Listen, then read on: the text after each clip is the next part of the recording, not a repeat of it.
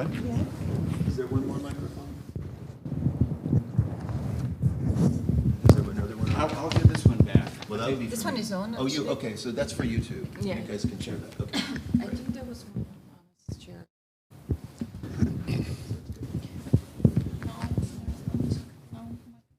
That's okay, you guys can Everybody ready? Technical people, are you ready for me? All right. Good morning. Welcome to day 2 of our New Horizons in Journalism Conference. Thank you for being here.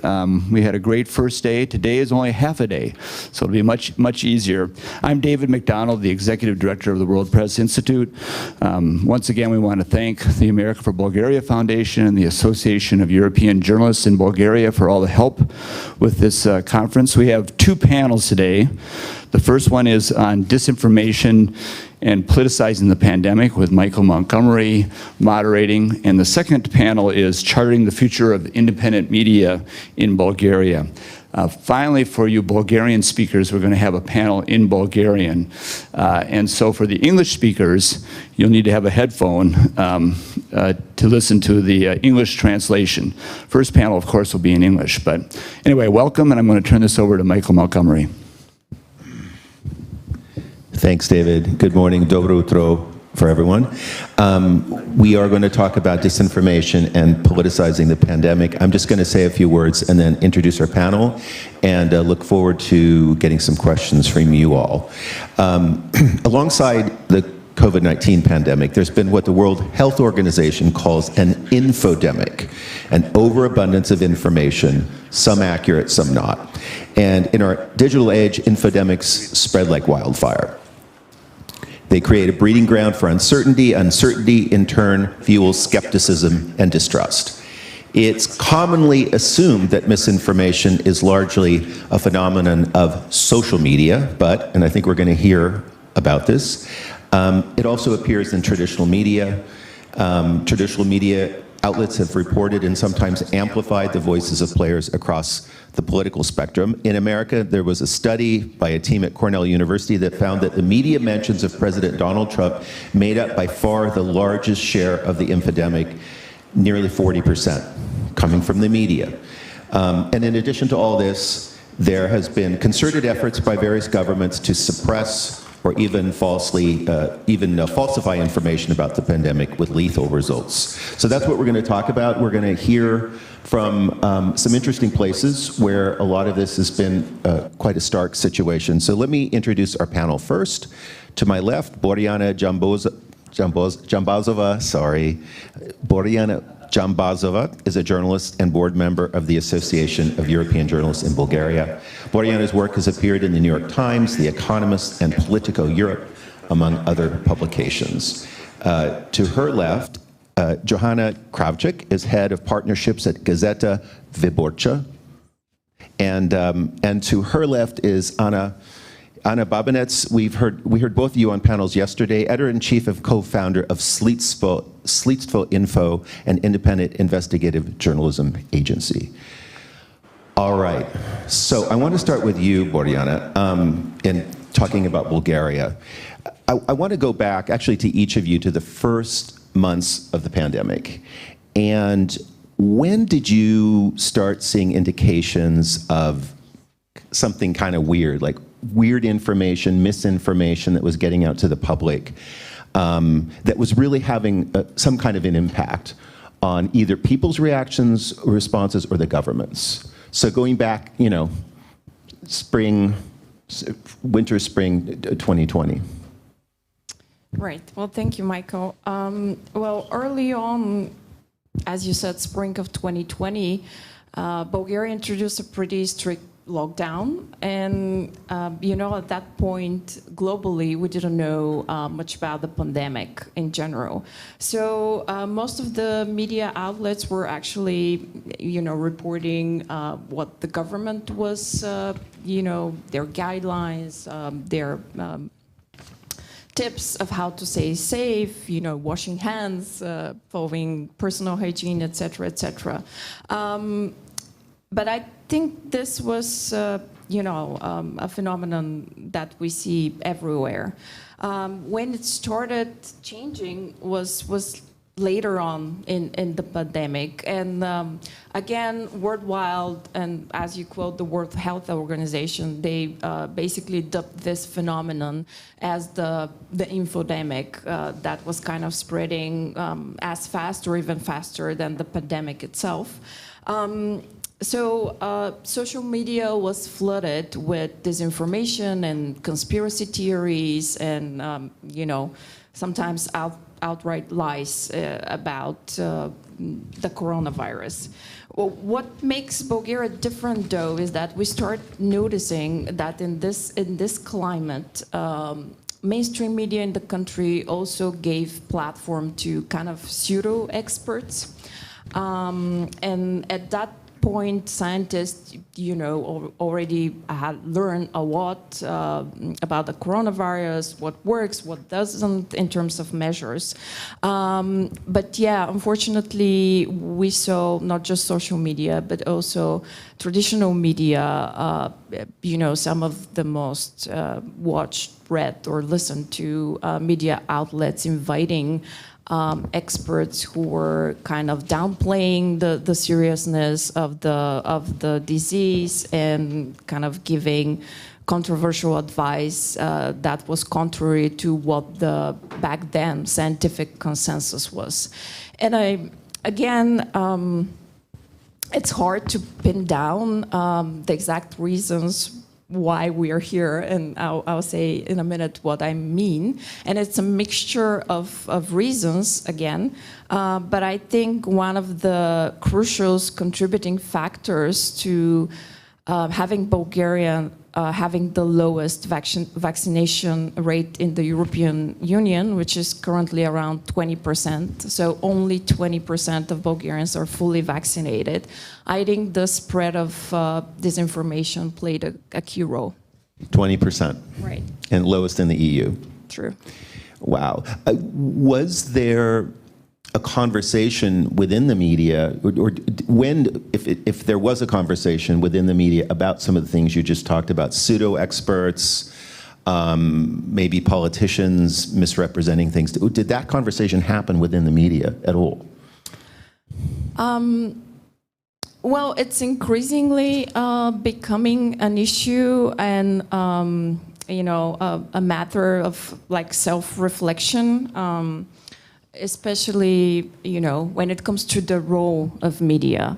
And I think what should be emphasized in this case is also this kind of twisted idea of what pluralism is.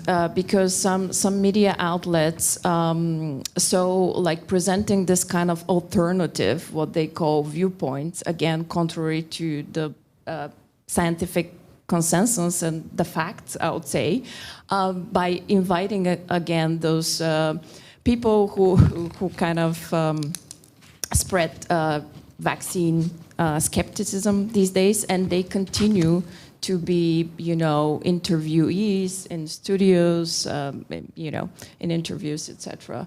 So I would like to see more, deeper debate on this issue. But I think the fact that,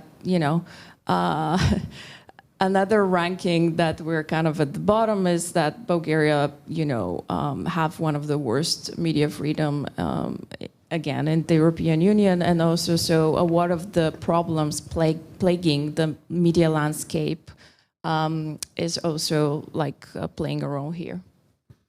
It's all sort of connected. Joanna, what about the situation in Poland, going back to the beginning of the pandemic? What did you start seeing? How was the government responding, etc.? Right. Well, obviously, as in every other country, we could see the signs of disinformation from the very beginning of pandemic in Poland, and I can see many similarities with what Boriana just said. However, what was quite unique, I guess, for Poland was actually the fact that there's misinformation, disinformation very often was coming from state officials or public media. We believe generally that this right to information, I think Pavel talked about it yesterday, that this right to be informed and to make conscious choices based on reliable information is human rights. And I really believe that in pandemic times, in Poland, we could see a very clear violation of this basic human right. And, the Polish government and pro-government media, private media, but also public media, this captured public media, were actually disinforming Polish citizens on daily basis. And what I mean here is a kind of propaganda of success, which is never good in a situation of a kind of danger or threat. So, so they were showing these anti-pandemic decisions or steps of government officials as super successful and very needed and very right. And if you watched only Polish state television news over this whole year, actually 2020, you would have no idea that Poland was actually not doing well at all. There is this Bloomberg's COVID resilience ranking, and Poland has fallen to the 50th position out of 53 countries. So we're really not doing very well. But public television and radio and pro-government newspapers and portals were simply spreading this very sophisticated propaganda of success, which was very, very harming and damaging the society. I remember when our Prime Minister said a year ago, I think it was June, that the coronavirus is retreating and there is no more reason to be afraid. And it was just the beginning of summer, and people heard it and said, yes, fine, we can go on holidays, and they did it. And then the next wave came and we're like, okay, what happened? Why did you say that? I mean, it was clearly disinformating our community. So what was actually interesting was the fact that it was us, independent media, they were labeled as disinformating agents.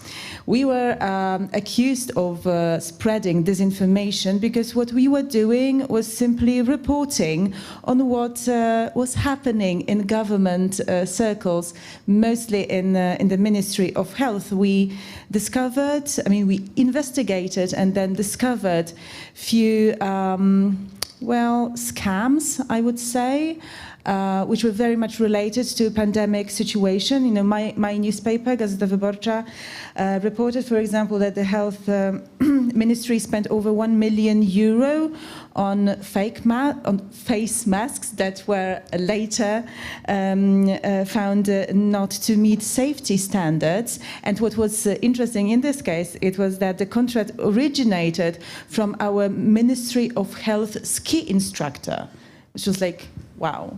There was another. Maybe they were ski masks then. Right? Well, even they were, ski masks. I think they would be safer than whatever was kind of delivered to us, because was completely useless. There was another scam that some colleagues from other media actually discovered, and it was about buying by Ministry of Health over 1,000 ventilators, so something life supporting, very needed in the times of pandemic. We paid over €40 million for that, and we learned that actually it was bought from a company owned by a gun dealer. And actually not a single device was delivered to Poland. And the producers of ventilators stated that nobody ever contacted them about it. So we did all these investigations and then reporting it alongside the chaos in the ministry, chaos also in providing information, chaos in statistics, which was great. I mean, great in terms of grave. this, indolence, manipulating facts, manipulating data.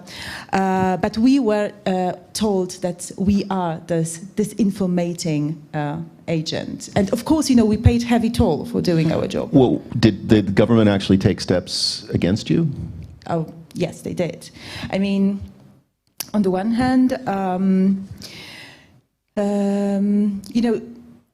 when I talked with my colleagues from other newspapers around Europe, they told me often about, different measures or steps their governments wanted to take or took actually to make the situation of media better. For example, these paid state ads campaigns, about pandemic, or some tax regulations that would ease the situation of media in the times of pandemic. The different types of measures. And what was interesting in Poland is that indeed we had this public information campaigns ordered by our government. However, not all media were actually invited to take part in it. So pro-government media were actually given advertising budgets from the government to publish information, for example, about pandemic, about restrictions. These were like basic information that should be delivered to every Polish citizen. And we, as Gazeta Wyborcza and also some other independent outlets in Poland, we were simply not invited to take part of it. So we were not given money to publish the ads. However, well, we did publish this information kind of for free because we wanted our readers not to be discriminated against. So it was, well, for us, it was like the basic thing that every newspaper should do, just to keep its readers informed. But yes, and it happened a few times. So basically, pro-government media just made deals of their life, publishing and taking these advertising budgets and publishing the ads. And well, we were left with nothing. But it's fine. The other thing was. So these were paid advertisements. The government was paying. Yeah. Select media. Of course, but not us. Right. Well, this is like this is like Polish reality.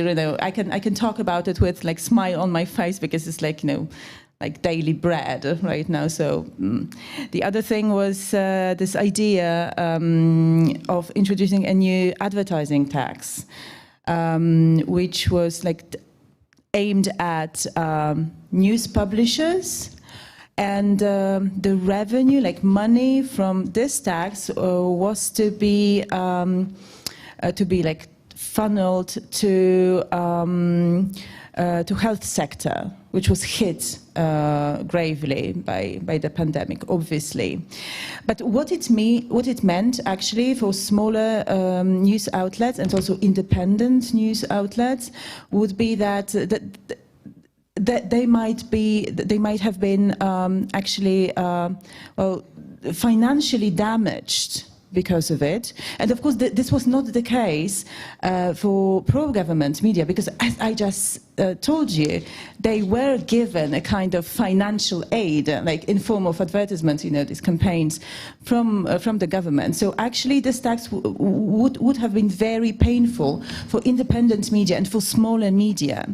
And what was amazing, actually, was what happened then. Because we could see like a kind of wave of solidarity among independent news outlets. And we together decided that on one day we will show Polish citizens what it would mean not to have independent media in Poland. And we had a blackout. Every newspaper, independent newspaper in Poland, published like a black first page of their newspapers, and the landing pages of these independent news portals were also blackouts. So they were like no news for one day, and I think it made an impact because the tax wasn't introduced in the end. Wow, that's amazing. That's quite symbolic. Anna, I want to ask about Ukraine. Were you seeing some of the similar things there in terms of in terms of the government, pro-government media, but also just, you know, the impact of social media spreading some of this disinformation or misinformation? I'm actually listening to my colleagues, and I thought that there's a worse situation in Ukraine, but when I'm listening to them, I see it's a lot of the same things, even worse things.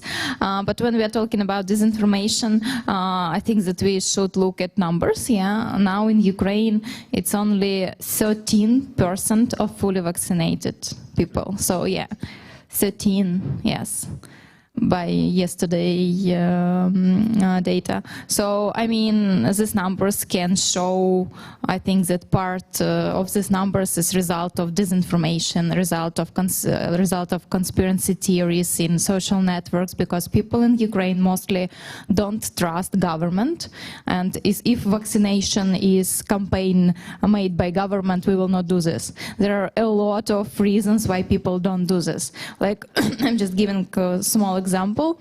Now we have a new wave of pandemic and new restriction, and few days ago it was announced that only school which have 70% of vaccinated teachers will be open. If it's less, they will be closed. So yesterday I saw screenshots from teachers' chats how to buy certificate about vaccination.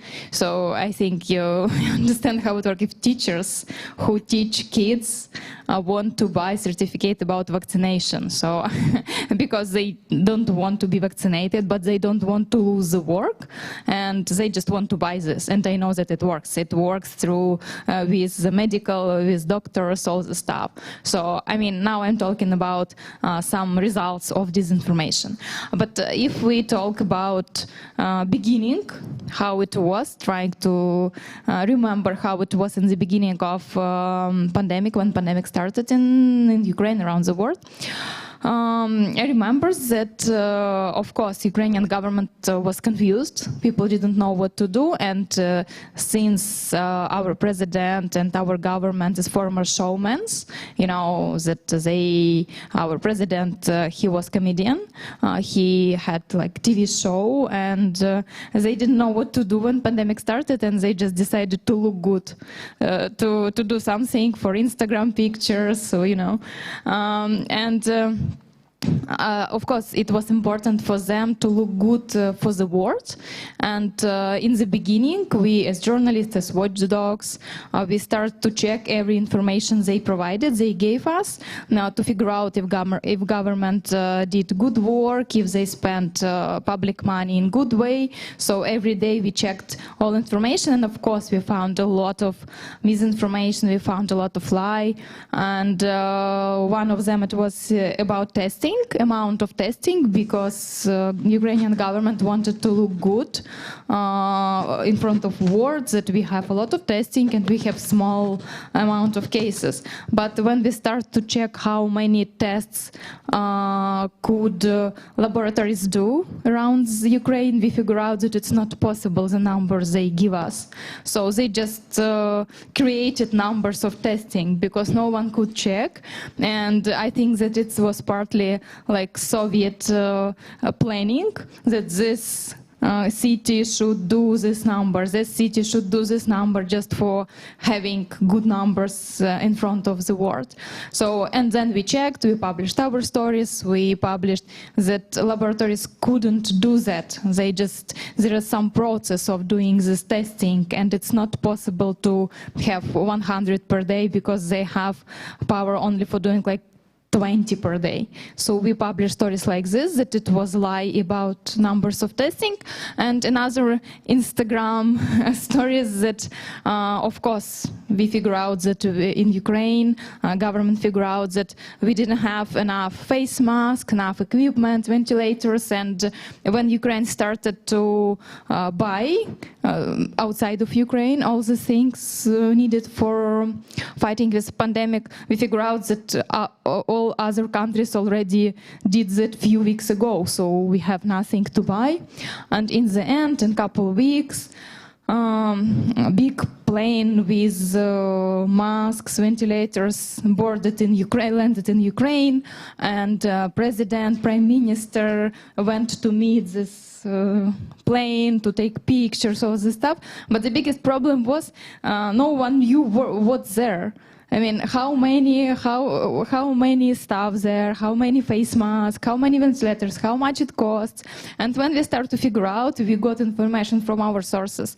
Everyone was really scared to share what exactly is there. So we used it, it's something really useful and important, but we didn't know for what money, who spent this money. Maybe it's businessmen, and we figure out that it's some businessmen who used government plane for putting some goods, their goods, to that plane too. Yes, and it was kind of secret what exactly is there.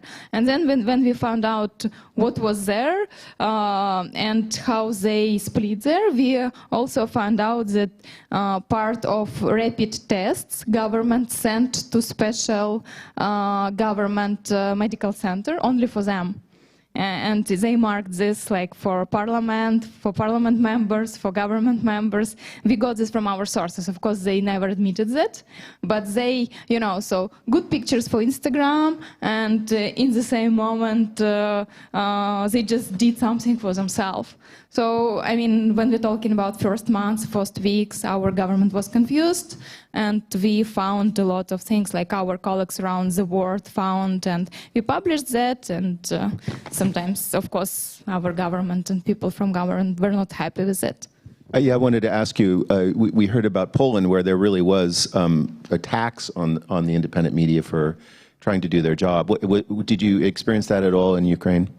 Not actually. I can't say that it was something like that. Sometimes people from Ministry of Health, they say like it was some announcement like you're not professional, you don't understand how it works, like, it was like comments, like if you don't figure out, don't publish anything. But mostly it was comments or announcement or something.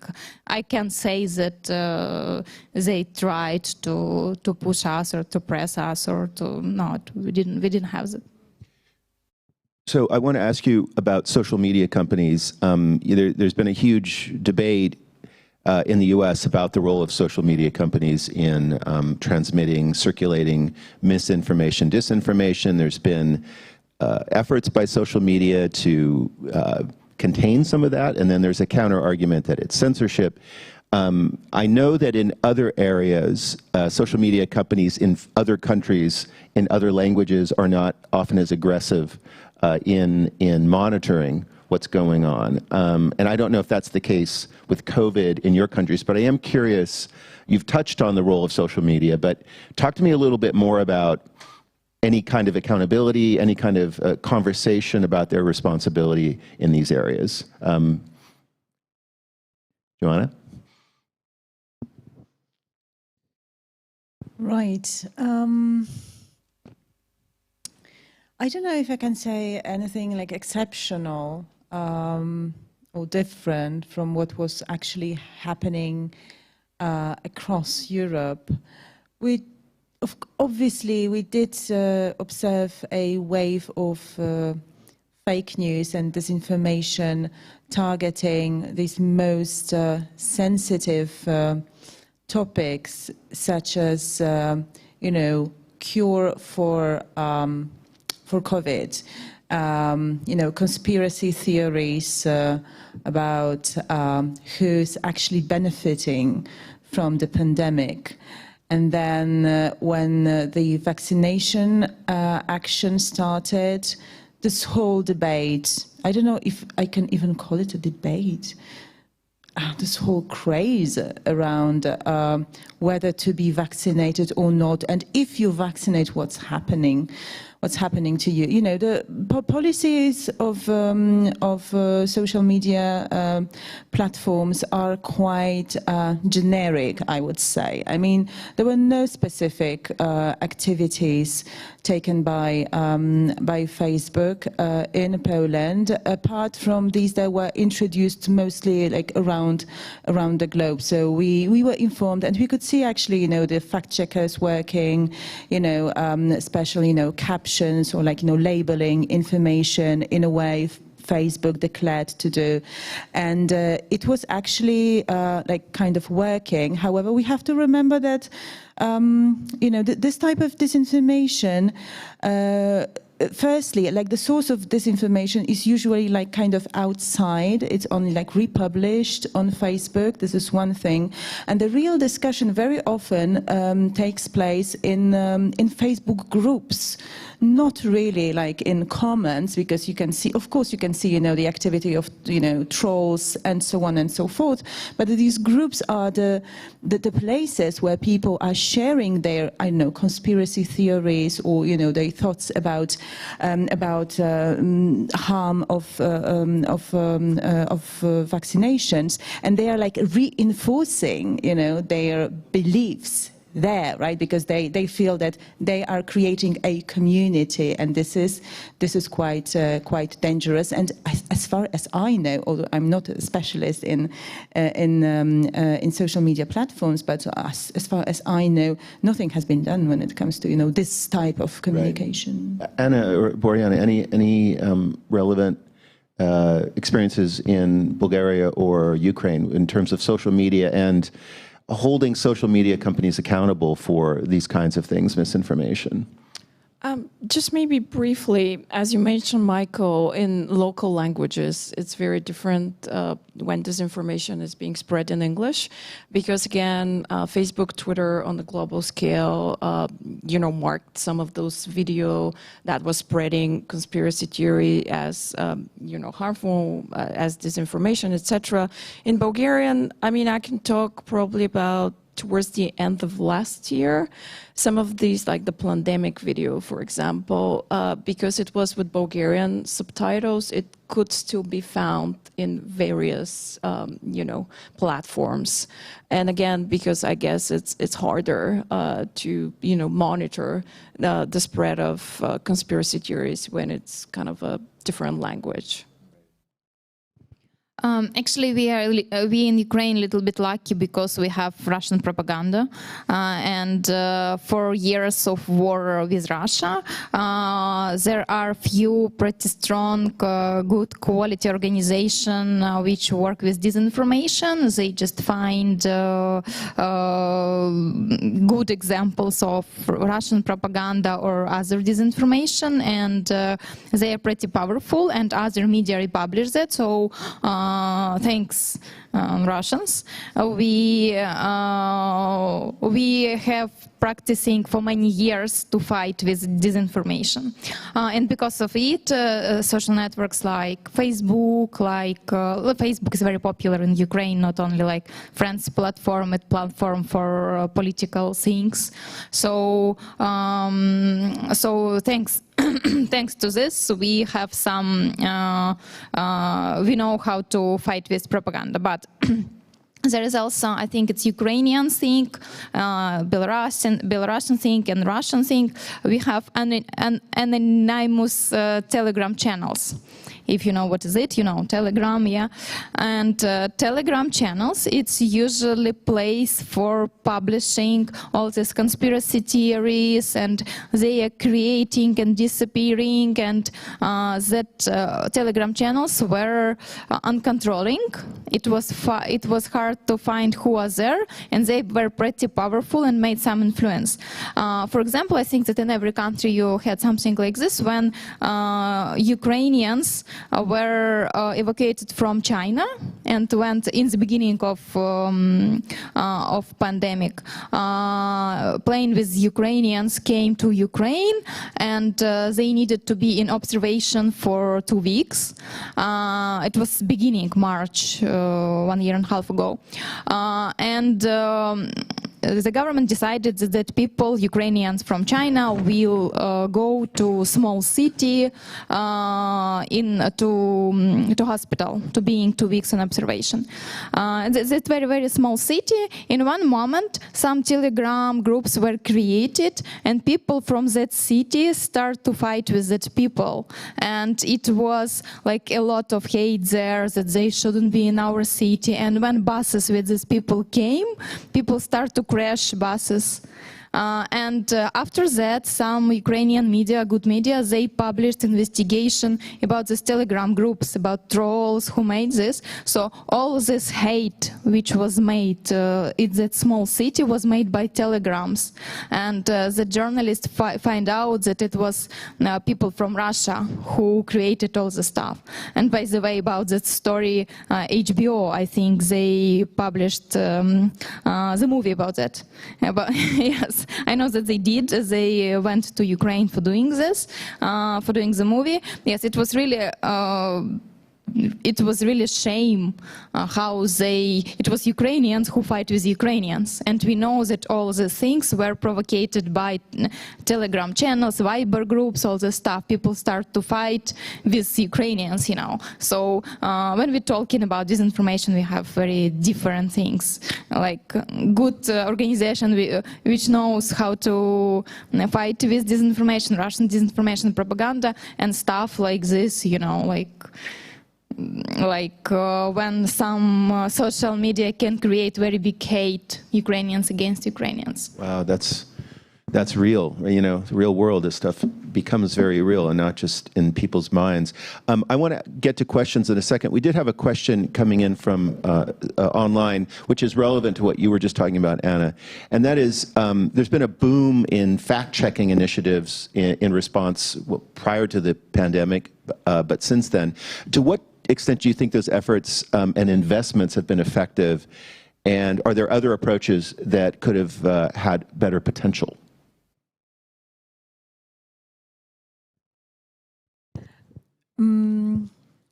I do value a lot fact-checking initiatives. However, whenever I'm asked about what is actually working best when it comes to, you know, verifying news and, you know, like teaching people this kind of, this way of thinking that can differentiate between true information from false information, my answer is always the same.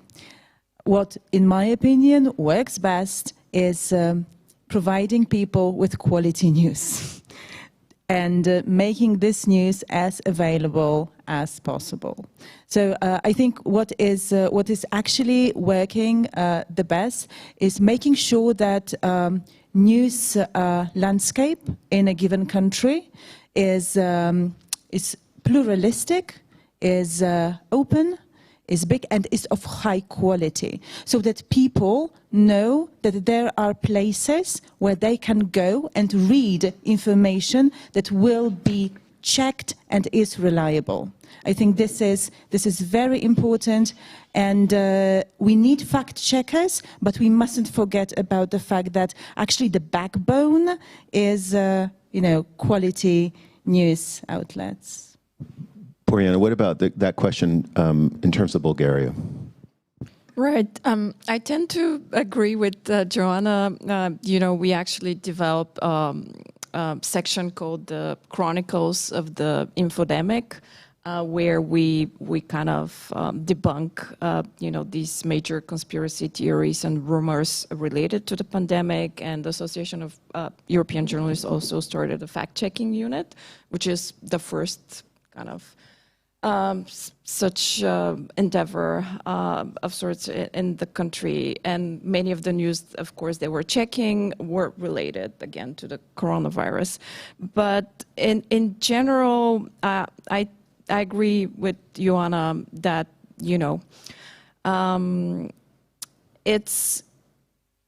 it's really up to providing quality information. So as we discussed earlier, people can make informed decision. I mean, you as a publication, as a reporter, if you don't follow like the basic principles of like fact-checking, but like verifying your information, not just debunking after the fact, but like, when, the government of Ukraine or in Poland or in Bulgaria, whatever, they provide some stats that maybe they're not correct or etc. Or again, just doing your homework and Googling the expert that you're about to invite in your TV show or whatever, or just to be interviewed, to check their backgrounds. Because as I mentioned earlier, some of those people who are still, again, being interviewed by media, they were proved to be providing not factual information, and some journalists still continue to go to them. They're kind of the go-to person.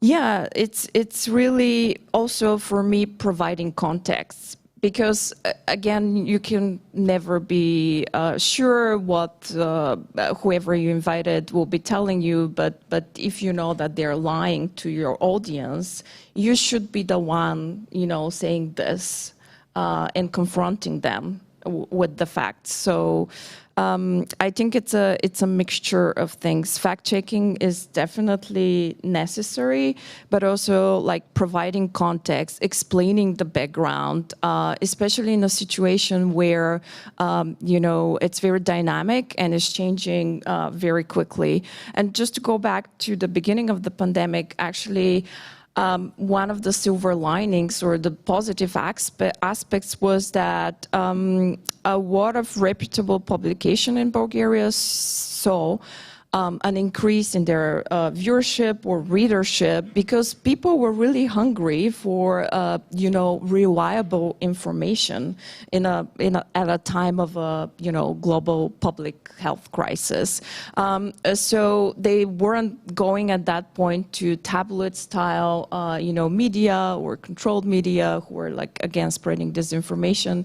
They wanted to hear about the facts. So, and I think this highlights the need of really fact-based quality reporting. Well said. Are there any questions from the audience here about media's handling of the pandemic disinformation? Well, if you have any questions, raise your hand. Joanna, you talked a little bit about, well, I'm curious to all of you what concerns you have about other steps your governments might take in terms of limiting the ability of the media to report in these kinds of situations. And Joanna, we were talking a little bit about your concerns, say, in the border with Belarus, and talk to me about what those concerns are moving forward.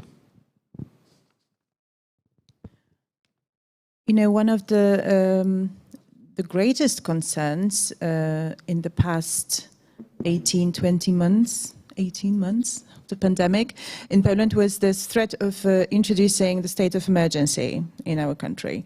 And despite there were like all, you know, arguments for doing that, our government did not decide to do that, even though, you know, the situation with COVID was really, really difficult and grave. There was no decision to introduce the state of emergency, mostly because in 2020 we had the presidential elections, 2020, yeah, and we had this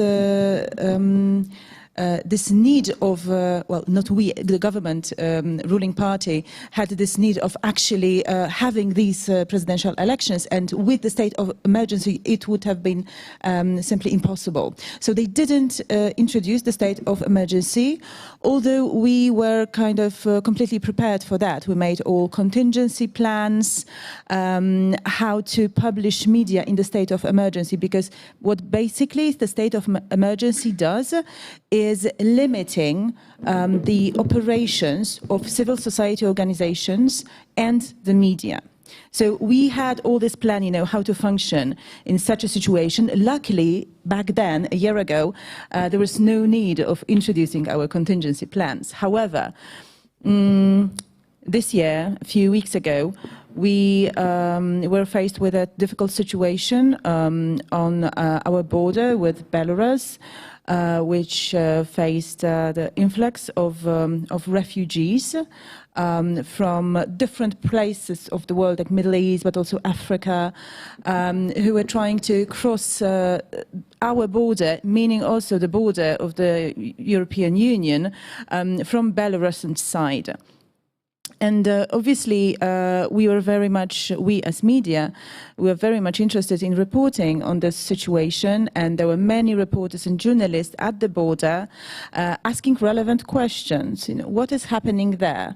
Why these people are being deprived of their basic rights, meaning the right of applying for the status of a refugee? Why our border control service is actually doing something that is practically illegal, meaning doing pushbacks. So like pushing these people back to Belarus, and Belarusian service, they were like pushing them back to Poland, and it was like never ending. And it has been like this for few weeks now. And when the situation started being like really uncomfortable for the government, they decided that they will use this situation to introduce the state of emergency, stating that this is actually a threat to Polish democracy, because they see the situation as a hybrid war from Belarusian side. So they introduced the state of emergency at the borderland with Belarus, which means that media is not allowed to be there anymore, as well as civic society organizations. And there are like dozens, if probably not hundreds, we don't know actually how many refugees are there at the border. We don't know, because media is not allowed to be there. And what we decided to do, we, meaning independent media in Poland, like 40 of us, over 40 right now, signed a declaration stating that, well, we will not abide to this state of emergency laws. And we will just continue doing what we are supposed to do, being in places and in time where and when there is a possible violation of human rights. And we really don't, we don't accept, this argument that it might be, difficult military situation. Journalists should be there when the situation is difficult, also from military point of view. So we really believe that our presence there is of utmost importance, and we decided to send our journalists at the border, even risking that they will be fined or imprisoned. And it was decided by 40 independent outlets in Poland who are sending their journalists at the border, despite the fact that it is illegal at the moment. And what's happened? Well, there were two journalists from Onet portal actually detained, and they were fined. What is interesting is that we actually we established a kind of informal fund for legal aid for these journalists. Of course, it's not so acute when you work for a big company, but for smaller, independent journalists, but also civil society servants or activists, we just wanted them to feel kind of, safe in this situation. I cannot tell you what is happening exactly, because many of our journalists are there like undercover. So like, dressed as pilgrims, for example, because like pilgrimage is still allowed. So, right. So I cannot tell you the details, but indeed we are there, and it's very important to report about it, because there have been casualties there, like 5 refugees already been found dead, and the situation will be deteriorating. So. Yes, I'm very brave. I'm very, very proud of my brave colleagues. Anna, I want to ask you, if we're heading into winter, if we get another, I hope we don't, a big upsurge or a new variant or whatever, what are your biggest concerns in terms of media situation in Ukraine? Are all these lessons going to be learned and people will respond differently, or what are your biggest concerns? Actually, I think the biggest concerns about permission for journalists, permission to access to press conferences, when we're talking about COVID, sometimes politicians use this like for, oh no, only 10 people can be there, and it's not you, because your media is small and we will not have access to talk to politicians. 1 year ago, we had situation when Ukrainian parliament sent a letter letter to my agency that your accreditation of all of your journalists were cancelled because you're not covering the work of Parliament like often enough or good enough. And it was very big scandal because we cover pretty good work of Parliament, especially some members of Parliament who has a lot of money in their declaration. I mean, we just cover Parliament not in that way Parliament wants us to cover. So they used situation. Then I talked to people. They said we just wanted to delete media and journalists because of COVID. You know, that's excuse. Just to say that we want limited amount of journalists here or there or there. In the end, we have accreditation, of course, because it's very easy to understand that every week we report something about Parliament. We just come there to catch people to answer our questions because we usually do investigations. So mostly I think it's about access and permission, and they will to press conference of president or big politicians, they can say, we have not enough space, we have only like few places, and you are not national big media, you are not national big channel, so you can just sit and listen on TV how it is. So mostly it's about that. I understand partly, but in the same moment we see that independent media will not be, because they are mostly small, will not be allowed to talk to politicians and ask direct questions. I think this is the biggest my concern about that. We have a question from one of our online viewers, and I'm going to sort of try to paraphrase it, but I think what they're getting at is, you know, the work of investigative reporters is to raise questions, be skeptical towards some of the things the government tells us. And the viewer is asking, is there a concern, or have you seen that that kind of skepticism reinforces or could reinforce a skepticism towards what the government is saying about the pandemic or the government response? Not that that is at all your intent, but that's what the person is interested in. Is there a risk? Is there a danger, or is that something you're conscious of? Boriana. In other words, if we can't believe what the government's telling us about the import of PPEs, for example, why should we believe what they're telling us about the pandemic? Right. Well, I think we should go back to the basics, and I truly believe that one of the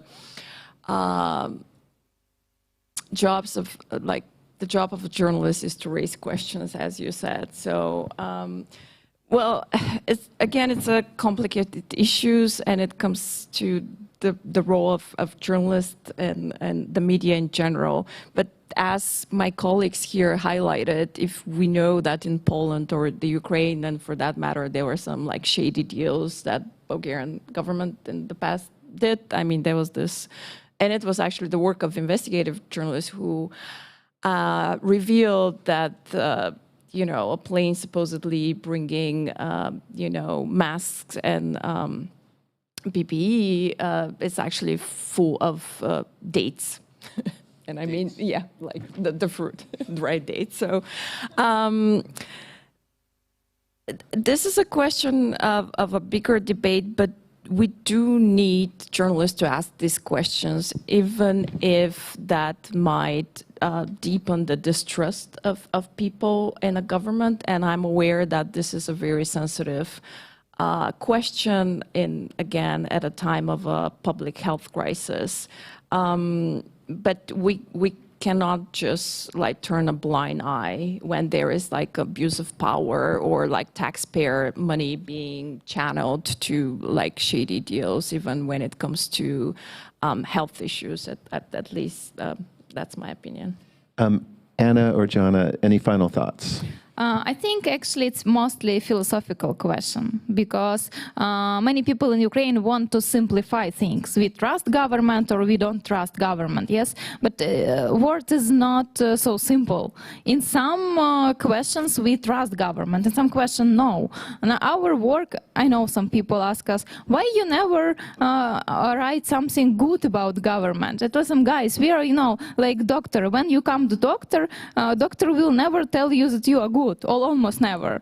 You know, it's our work. We do this. We decided to do this. It's our mission and our responsibility. Of course, we find bad things, but it doesn't mean that everything is bad. It doesn't mean that we shouldn't trust government. In some understanding, yes, and very important to have critical mind to understand, yes, it's true, it's not true. Of course, I mean, I told you the numbers, 13% fully vaccinated people. And it's because Ukrainians want to have simple answers for complicated questions. We don't trust government, so we will not vaccinate it. So we will just buy certificates, yes. So it's a philosophical question. It's about critical mind, it's about not like simple things around the world. So Anna and Boriana actually have said everything I wanted to conclude with. And well, obviously this is not our role to make the institutions stronger. Our role is to make the institutions accountable. So, and let's keep to our role. Thank you. A good place to stop on. Thank you, Boriana, Joanna, Anna. Thanks for doing this.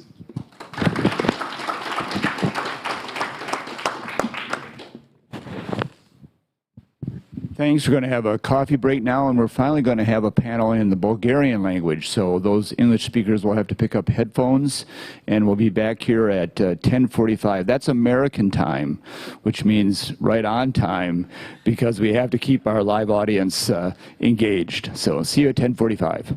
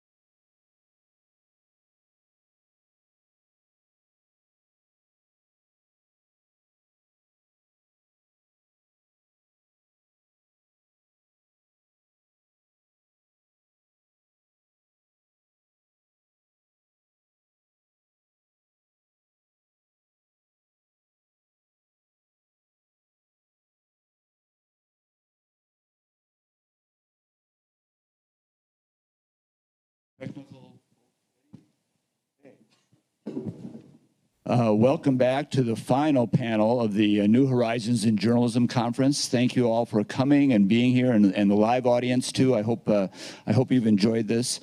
We're now going to have the final panel on charting the future of media in Bulgaria. And this panel will be in Bulgarian. So as I mentioned, the English speakers probably should get some headphones, and the audience, the live stream online, you'll have to switch gears or switch mindsets in your mind. But I'm going to introduce the moderator of the panel, Stoyana Georgieva, who is the founder and editor-in-chief of Media Pool, which is an independent online daily news publication that is sensible, rational,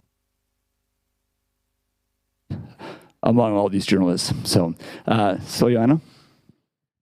Thank you.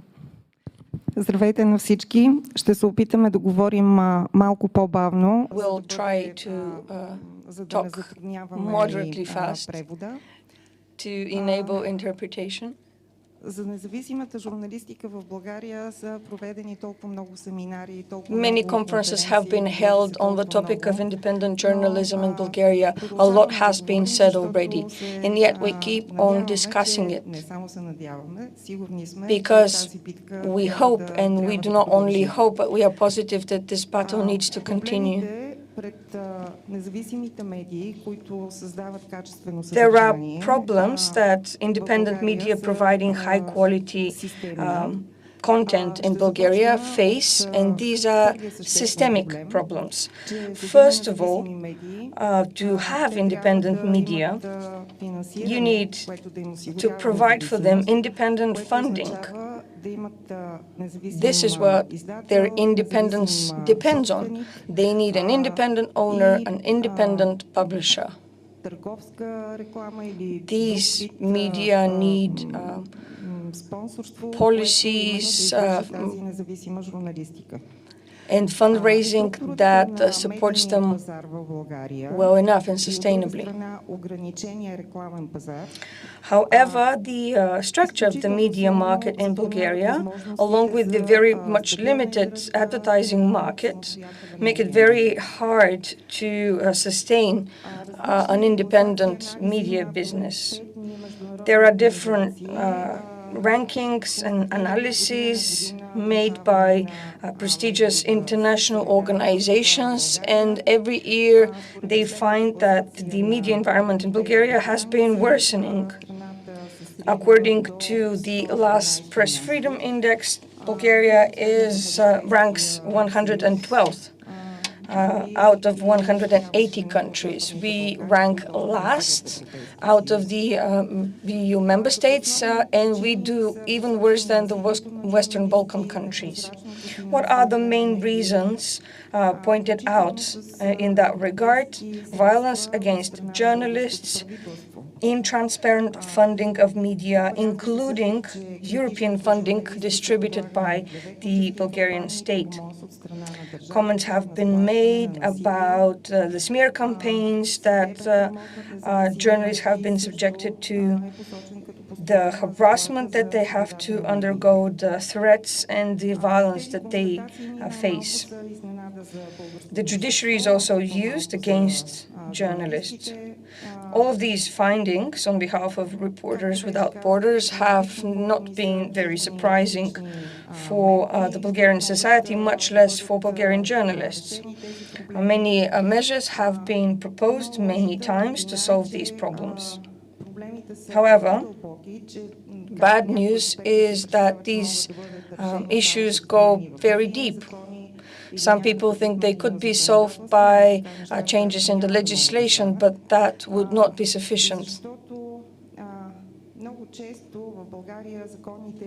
Very often in Bulgaria, laws and regulations are just a facade that is used on behalf of dependent regulators and bodies to serve certain businesses or certain political interests. So to secure transparency over media ownership is basically to secure transparency over ownership of businesses overall. And this only makes sense.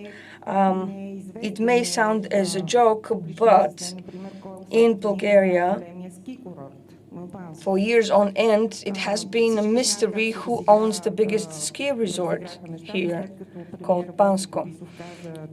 May have heard how the situation played out after the Prime Minister himself let out that this is one of the owners of the biggest banks in the country, first private investment bank, Secuminev. However, it is illegal for this banker to have such a significant exposure as a part of his company, so he cannot be legitimately the owner of that ski resort. This is why, officially, this ski resort was supposed to be owned by an offshore company based in Cyprus, the owner being a very modest Cyprus citizen, a very modest wealth. This whole scandal was all over the media, and as a result, the official owner was changed, and now officially ski legend Mark Girardelli is the owner of the Bansko ski resort. Similarly, we have former MP from the Party for Rights and Freedoms, Delian Peevski, who used to own a lot of media, officially or not. Most of them he sold. Long story short, if we had rule of law, if we had organs and regulatory bodies and institutions that worked, then it would have been much easier to trace the money. It would have been much easier to reveal who the actual owners of media are. And it would have been easier to keep the environment functioning. But again, for that, we need transparency and well-functioning regulatory bodies and institutions. And now on to Mr. Parvan Simeonov. He's the executive director of Gallup International Balkan. He will introduce to us certain statistics, and we'll try to provide an explanation in terms of how Bulgarian society perceives independent media. What is the price that people are willing to pay? Do they perceive information as a right that they are entitled to? Or rather, do they realize that this is a commodity, much like any other, that has its price? Thank you for this introduction.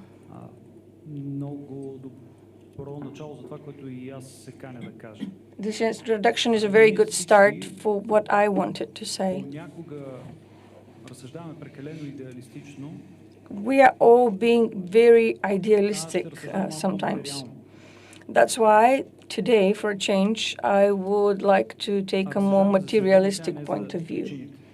Let's think about the factors, not the symptoms. Let's discuss the reasons. It's very easy to say, this guy did this, that guy did that, the Russians did this and that, but the question is always, what makes this possible?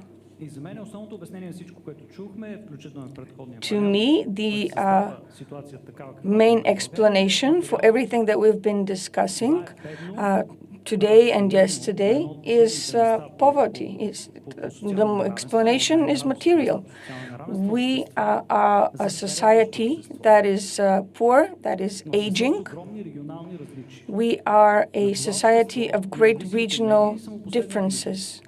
So independent media is the last concern on our minds, and we have no right to be surprised by that.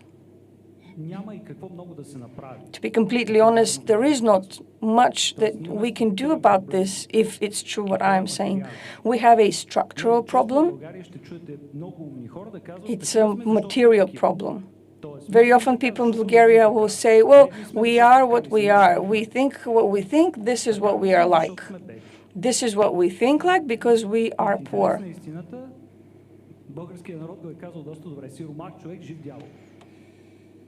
We even have a saying for that, which goes, a poor person is the devil himself. I'm sorry for this pessimistic explanation, but we are a peripheral economy that adds almost no value. So the economy fall. Then secondly, we live in an environment here and in the Western one overall where each person alone can be a media.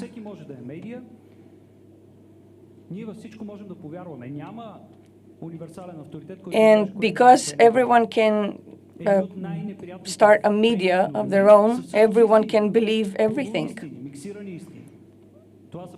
Fake news are half-truths usually, fake information mixed with the truth, and these are the most dangerous type of news.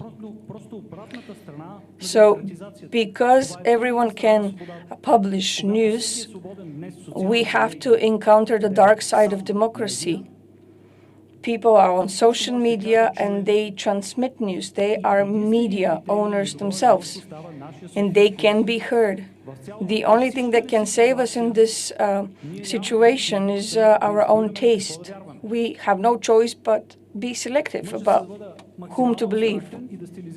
I'm trying to be abstract in order to stimulate the discussion and be more provocative, if you wish. But we live in the midst of our own product. We lived in the midst of democratization. And this is the dark side of an otherwise good process. It's all about dialectics. Democracy creates what will eventually kill it. So we can talk a lot about whose fault it is. But that's not the main question. If there is a niche for it, we'll find a culprit. External forces, foreign governments, the NGOs, the conservatives, the liberals, the Russians, the Americans, the Chinese. There'll always be a culprit as long as this is going on. Because, as I said, we live in a world of post-truth, and likes count more than facts. In this age of post-truth, a story, a narrative, counts more than the truth. It sells better. Stoyana said it herself just a little while ago. This is what the market model is right now, because the market needs to sell. And speaking of independent media, what do we mean by independent media? My interpretation is the following: a media that can sustain itself, that can be self-sustainable. So here comes the question, is society ready to pay for content? Because it's not important whether a media is independent or not. It's important for them to produce reliable content. That is why these media need to be self-sustainable. Are people ready to pay? In a study that we did, I asked that question. I'm not sure if we phrased the two possible answers well enough, but we wanted to test them, and I wanted to see where people's instinct will lead them to. So the question was, what is closer to your way of thinking? That information should always be free, or rather that information is sometimes worth paying for? Both are true. I would be happy if information is always free and there are no limits to it. At the same time, I do realize that information is valuable. So what were the responses? 66% said they prefer the information for free, and then the 22% said that they would be willing to pay. I don't know what the situation outside of our country is, but obviously Bulgarian society treats information as a natural resource that they are entitled to, and they're not ready to pay for it. And since they're not ready to pay for it, the state has to pay for it. Governments will pay for it. Behind the scenes, interests will pay for it, because these media need to sustain themselves somehow, and society will not support them in that. When it comes to aging, the aging population, they're even less ready to pay for information, maybe because they're poor, maybe because they come from the previous generations. It is better when we discuss the situation in Sofia and big cities and younger people. They are more aware of the need to pay sometimes.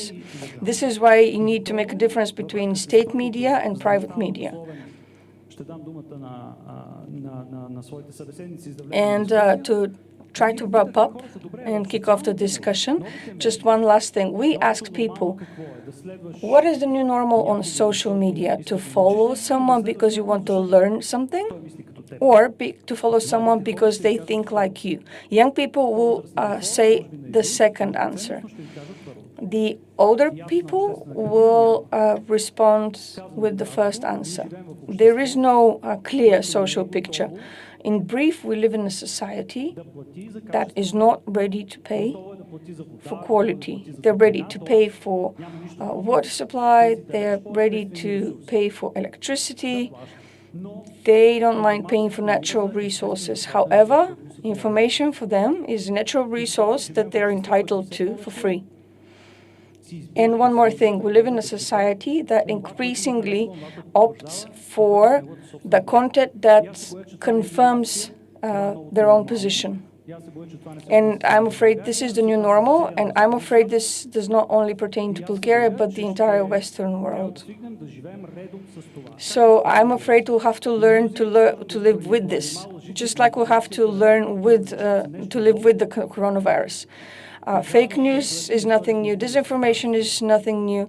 They have always been part of human history, and we've never been able to cope with that.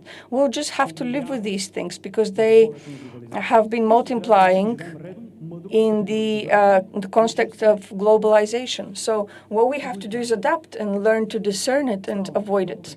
I talk too much, I think, so I will come back with you.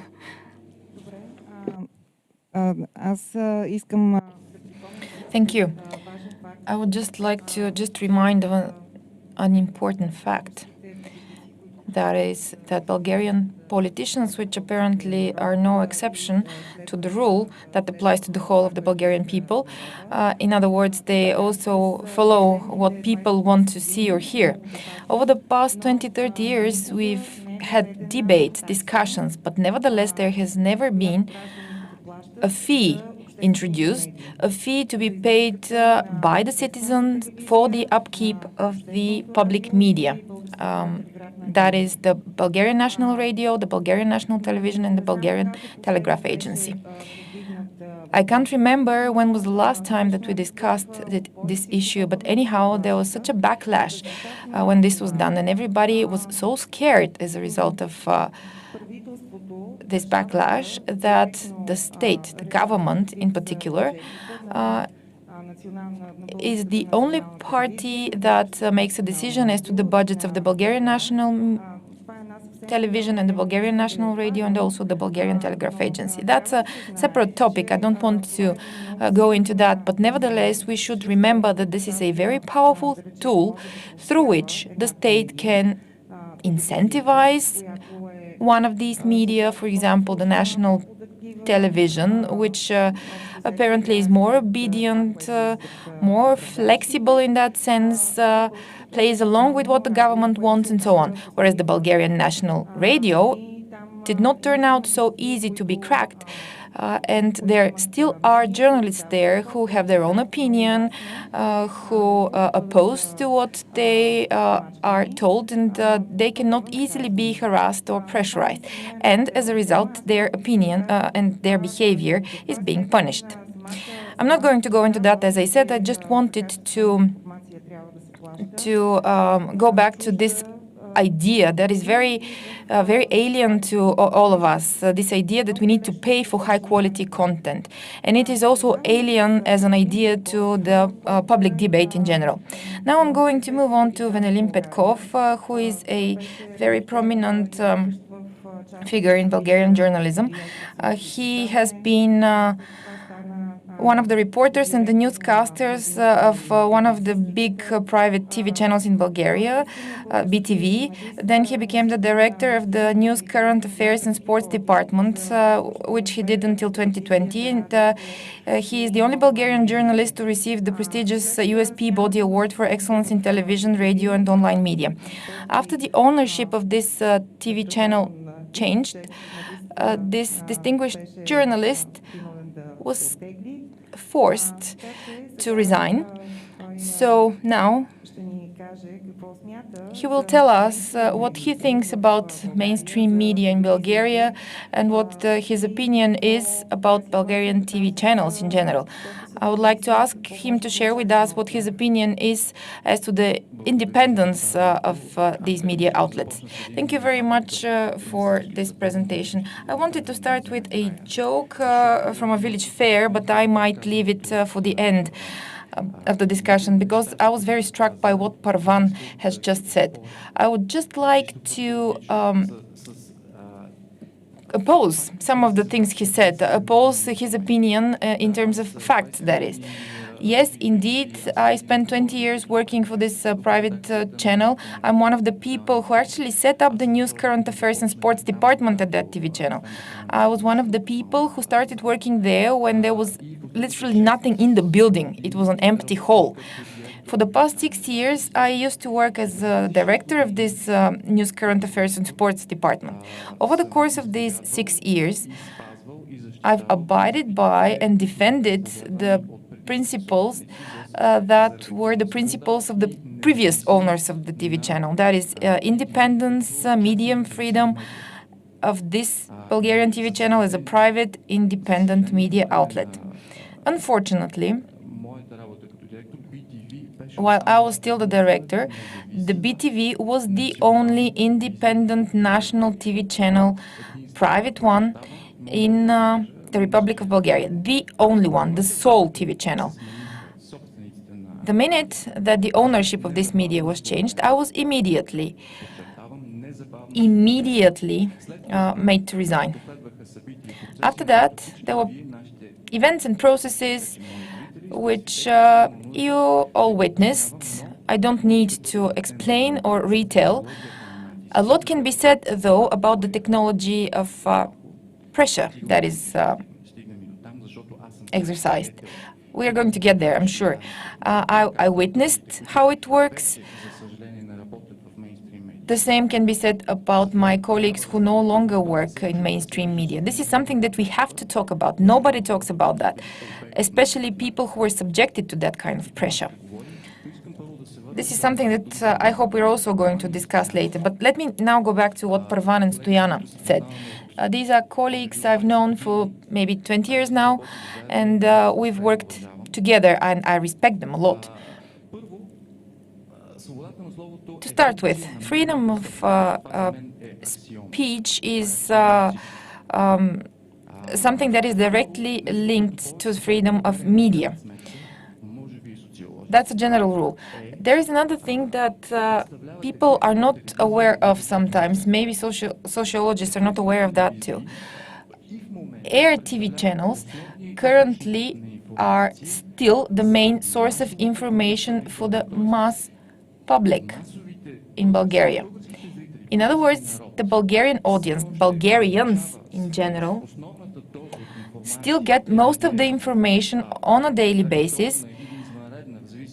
I'm talking about all kinds of information, regular broadcasts or other types of broadcasts from the three big channels: the national TV channel, Nova TV, which is one of the two private channels, and BTV.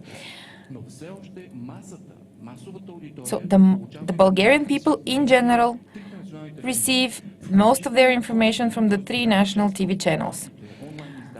Even the smaller media outlets, the ones that operate online, that have 3 TV sets in one small room and with the support of a small computer program, simply edit the interviews that were given by the guests in one of the 3 big TV channels. And this is much of the content of the so-called small independent media outlets in Bulgaria. So even these independent media outlets even further multiply the importance of the 3 big national TV channels. And there is a root cause behind all of this. Remember when there was the boom of TV channels in Bulgaria. This happened when TV channels, be it cable ones or not, were already in decline in Western Europe and in the US. When I used to live and work in the United States back in the 1990s, the TV channels were already in decline. So at that point in time in Bulgaria, we couldn't even talk about that kind of TV channels at all. There was no such market yet. The market for that appeared when the first license was given to BTV in the year 2000. It was then that all of a sudden Bulgaria started going through what the Western societies had already been through 20 or 30 years earlier. So there was this lag of 20 years in Bulgaria. We got this boom of 20 years. There is a generation of people who grew up with that kind of TV channels, starting with the BTV and then the second private TV channel, Nova TV. And this is the root cause for everything that I talked about earlier. People are still very much used to the fact that it is the TV channels that are the main source of information for them. Especially for people of 40 years plus. About 20 years ago, these were the active people. They were 20 back then, so they were raising their children with the BTV news. It is now their children that are in the most active age. So this is the second generation for which free-to-air TV channels are, to a certain extent, the main source of information. This is the reason why mainstream media outlets, I mean the national TV channels, are of supreme importance as a source of information, and they are an important stakeholder in the political system of the Republic of Bulgaria. This is clear not only to me and the people who are in this trade, that is journalism, but this is perfectly clear also to the people who govern Bulgaria. And I'm referring to the politicians and representatives of all kinds of political parties, and people who occupy different positions of power. I would like to mention one more thing before I give the floor to my colleagues. There is something else which we need to remember. We have to know who the owners are. This has to be clear information. But still, this is not guarantee enough for the independence of the particular media outlet or the editorial policy that it is going to have. This is so because the people in power, especially for the past 10 to 20 years, have learned in a very good way how to attempt, I would like to highlight that, to try to exercise pressure on completely independent private foreign companies, be it via threats, for example, for making sure that their business will soon no longer exist, for example. So this is a process that we've been witnessing for quite a few years now. And this process is yielding its results already. Once again, I would like to highlight that former owners tended to defend their independence. And I'm referring to the BTV channel. Somebody else should be talking about the other private channel. But they tried to defend their independence as much as possible. The minute the ownership was changed, the minute the old owner was nowhere to be seen, then we ended up in a situation of free fall. Free fall for people such as me, for people like my colleagues who were relieved of their duties, who were laid off, the way I was, by the way. A free fall. When you no longer have anyone to go to, I mean the independent owner. So as a result, when this independent owner is no longer there to support us, then we end up in a situation of a free fall. I apologize for taking too long. Not at all. I think that the audience finds this very interesting. For those of you who are not familiar with these processes, over the past year and a half, what happened in Bulgaria was the biggest transformation of the media market. It was a transformation of the TV market in particular. The two big private TV channels now have new owners. Both private TV channels are now owned by companies which have telecommunication companies in their portfolios. In other words, the BTV was sold to the deceased Peter Kellner, whereas Nova TV, which is a TV channel which underwent quite a few ownership changes over the past few years, was first transferred to the Domushchievi brothers, a prominent family of Bulgarian business people, to United Group.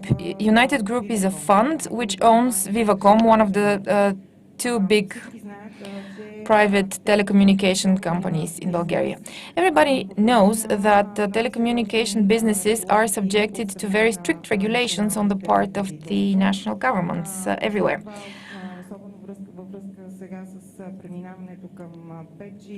Especially with this transfer to the 5G network now, we all know what's happening with the regulations.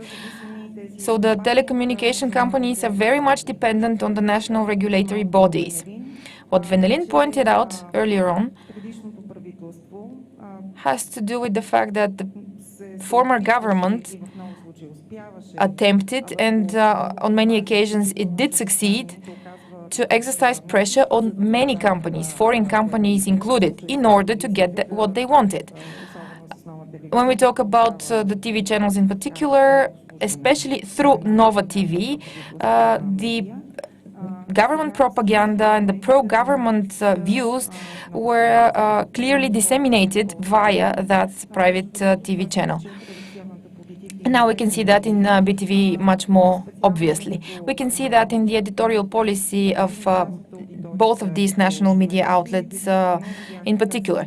All of us, the journalists, independent journalists, saw how BTV transformed after the change of ownership. There are no coincidences in life, that's what I can say. Now, we are moving on to the next level.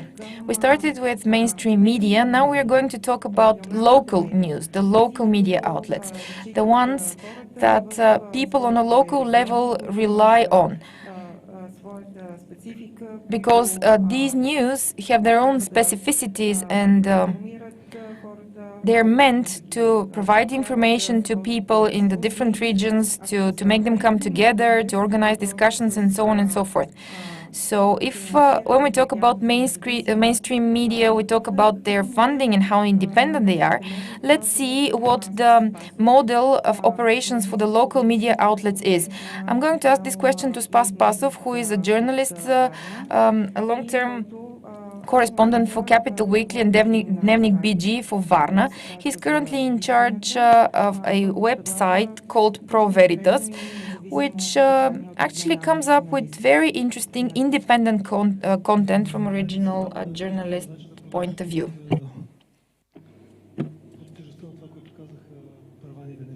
I have the challenging task to speak after Parvan and Venelin.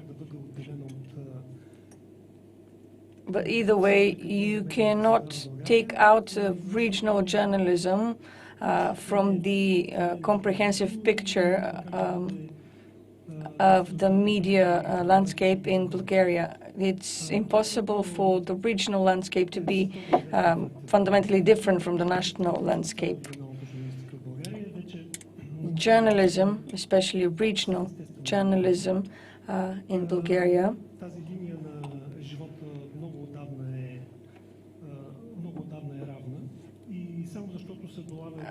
has hardly been alive over many years now. You can hardly catch its pulse. And it is only thanks to events like this one that we can even discuss this coma that it has ended up in. To paint a more vivid picture, you can imagine regional journalism as the dark net. You have no idea what's going on there unless you specifically go there.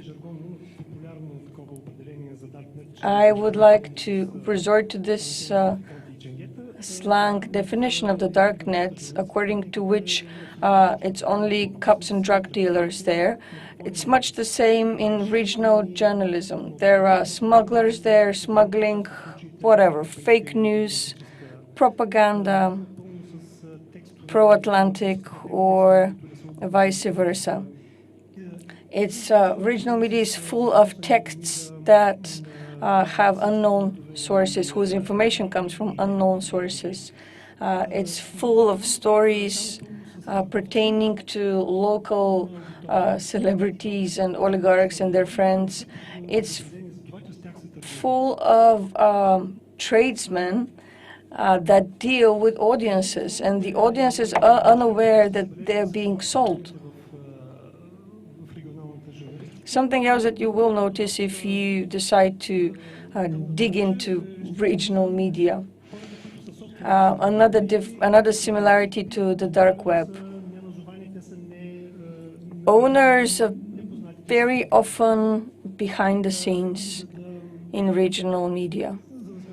They are undercover, they are unknown. They are hidden, much like in the mainstream media, because what they do is not always legal and not always proper. Let me give you an example. My colleague Emilia Dimitrova, who is present here with us, helped uncover that example.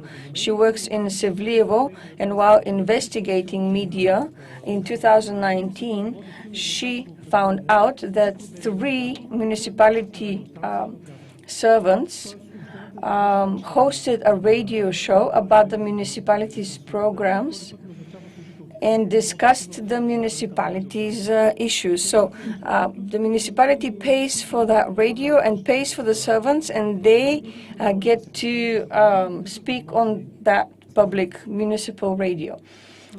Something that we could hardly imagine, but they do occur on a daily basis all over the country. There are great people in regional media, great professionals who put their hearts in their jobs, and they are ready to defend their work with their lives, with the price of everything. In smaller places, in smaller towns and villages, everyone knows everyone, and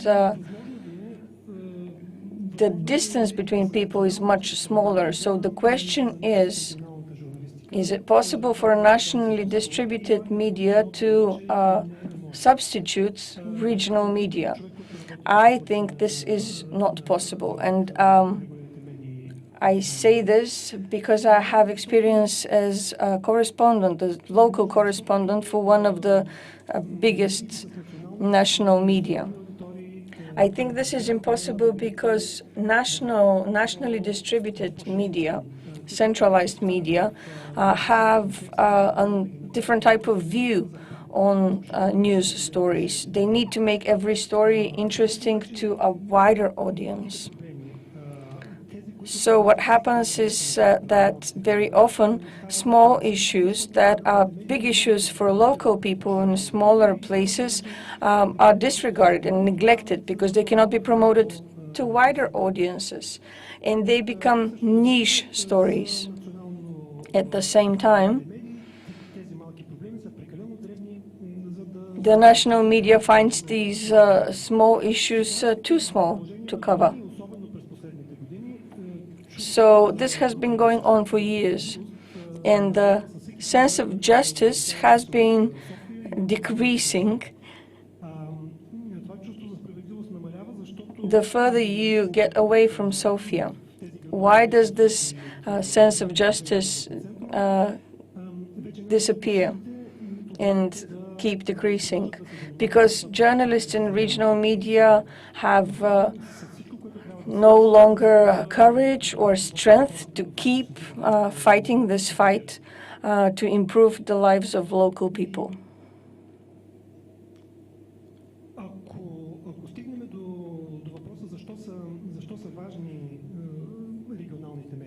So if you want to ask the question why regional media is important, which is basically the question why is media important, then this is what I have to say. And again, it comes from my experience working with other colleagues around the country, especially with regard to the Pro Veritas website. Everywhere you have the same stakeholders, the same people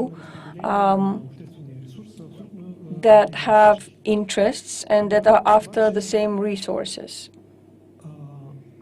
We are talking about the same players, the same companies.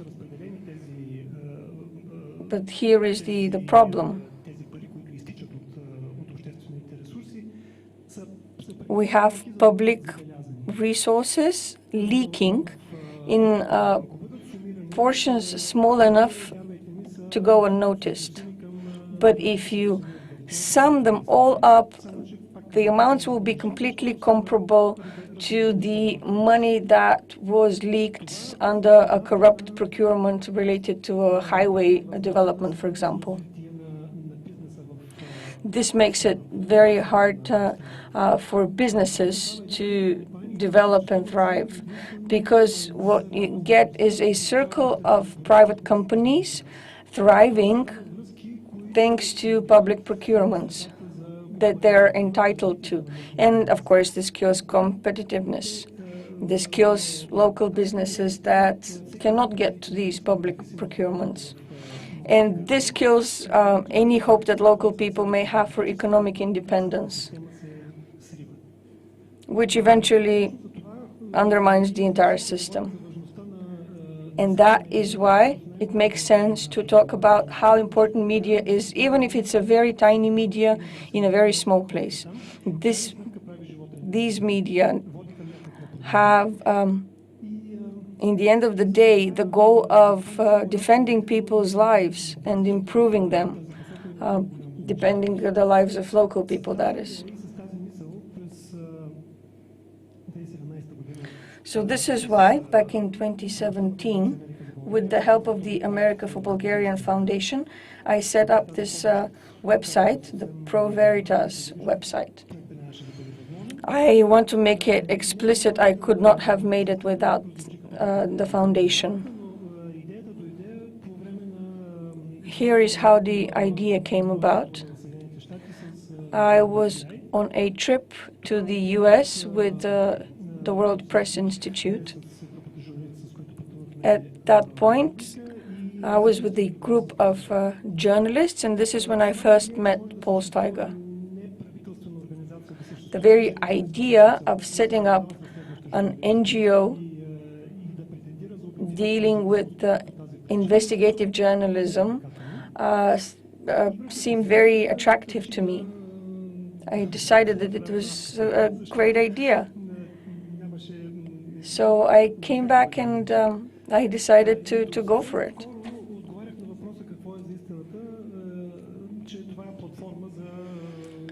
I've been asked many times what Pro Veritas is, and I've been replying that this is a platform for critical investigative journalism. But lately I've started replying by saying that this is a community of journalists working all over the country, people who are very courageous and exceptionally brave to keep doing what they're doing despite their circumstances. These people did not know each other 4 years ago because they would be fighting their fights on their own separately. However, as journalists, we all realize that you can always benefit from teamwork and from networking. We've been working with 8 people. 5 of them have been present at this conference. We are a virtual team. We exchange information. We try to provide help to each other. And something that was very important, with the help of Pro Veritas, these people managed to get a sense of solidarity. A sense of solidarity that we all need sometimes in our work. So it's really paramount for a struggling journalist to know that there are so many people that are behind their backs sometimes, We also received financial help that is critical whenever we are subjected to pressure, especially using the judiciary. This is a classical way of putting pressure on journalists in smaller villages and towns. You can press charges in such places very easily.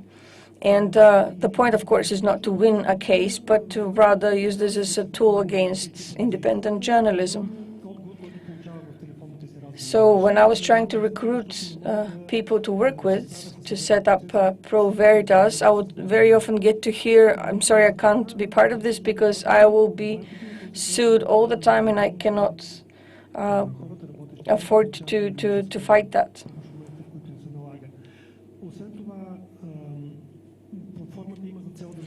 The platform additionally aims to make the work of our colleagues more visible.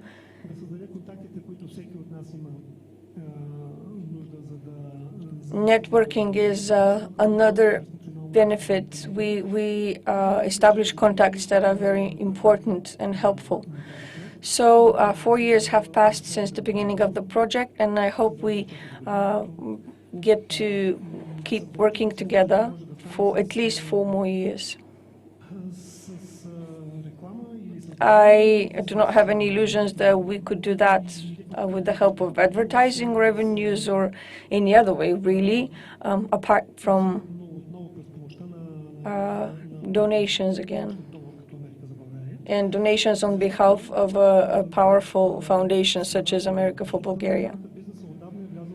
I say this because businesses in the country outside of Sofia have long been in a symbiosis with the local administrations. You cannot get a public procurement unless you are friends with the local authorities. And this is why no one can afford to be supportive of a media that is not supportive of the local authorities. As Parvan mentioned, additionally, people in Bulgaria are not willing to pay for quality content. They're not interested in high-quality journalism. So we don't have the option of relying on private donations. But still, we plan to keep evolving and producing video content, podcasts, etc., with the hope that will make the work of our colleagues even more visible. Thank you, Spas. The last aspect that we are going to talk about on this panel has to do with the phenomenon, which is a great cause for concern. This phenomenon results from all the long years during which journalism, which was told what to do, was flourishing in many newsrooms. Many media did not feel the need to develop journalists by high professional standards. As a result of that, we gradually came to a situation in which there is a huge decline of thematic journalism. Vesislava Antonova is going to talk about that. She's a person who is quite well familiar with this situation. She used to be a journalist for the Bulgarian National Radio for 15 years, and then she worked for the Capital Weekly. As of June of this year, she's been the editor-in-chief of a monthly business magazine called Manager. Plus, she's a member of the National Council for Journalistic Ethics in Bulgaria. Vesislava, you have the floor. Good day, everybody. Thank you very much for the opportunity to be part of that very interesting and very important event, because after all, it has to do with the future of our profession. Being the last one to speak can sometimes be difficult, but it can also be easy, because after all, in that way, you have the chance to contribute to filling in the gaps in the picture of media, of the media landscape in Bulgaria. for the sake of foreign guests in the room, I'm going to allow myself the liberty to say another 2 sentences about my professional career. I've had the rare chance to not only graduate from the Department of Journalism, but also to end up in the Bulgarian National Radio, where I started my professional path in, I believe, the best way possible. And I still believe that the Bulgarian National Radio, for a good reason, has one of the best trust rates in Bulgaria. Then I ended up in a very, very powerful private media. In other words, I became much more familiar with the private media landscape. And last but not least, I've had the chance to see for myself what takes place in the Department of Journalism in Bulgaria, as I'm one of the lecturers in the Department of Journalism with the Sofia University. So as of the beginning of this school year, I also started teaching at another Bulgarian university, the University of National World Economy, where they also have a department of journalism, focusing more on the business aspect of it. So at that point, I think I could already make quite clear connections between the different phenomena taking place in the Bulgarian media landscape. For 15 years, I had the chance to keep a close eye on the latest developments in the Bulgarian media market, ever since the first Bulgarian private TV channel was set up. So before I start with the other part of my intervention, I wanted to share a few numbers with you. It might sound a little bit ludicrous to you, but in the morning I checked the numbers, and as we as journalists are supposed to base our interventions on numbers, I decided to go for that. So, as we all know, there can be no high-quality media without high-quality journalists. So the first question I asked myself was, what's the number of journalists in Bulgaria? The only place where you can check that is the National Statistical Institute. And this institute reports to Eurostat. According to the latest data that Eurostat has on its website, there are 3,233 journalists in total in Bulgaria.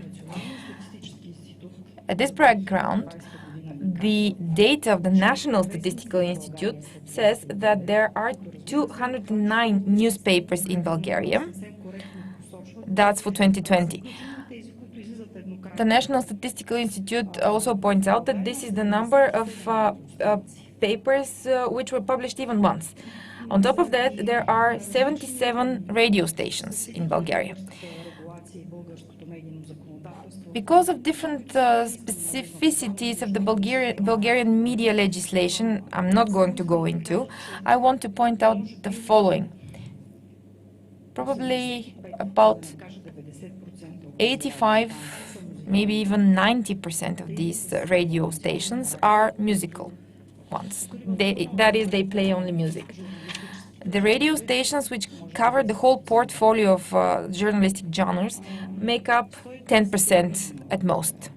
There are 120 TV channels in total in Bulgaria. Of course, the national media are the most prominent, the ones with the biggest viewership. So if we look at the pie chart of the Bulgarian media market, we will see the following.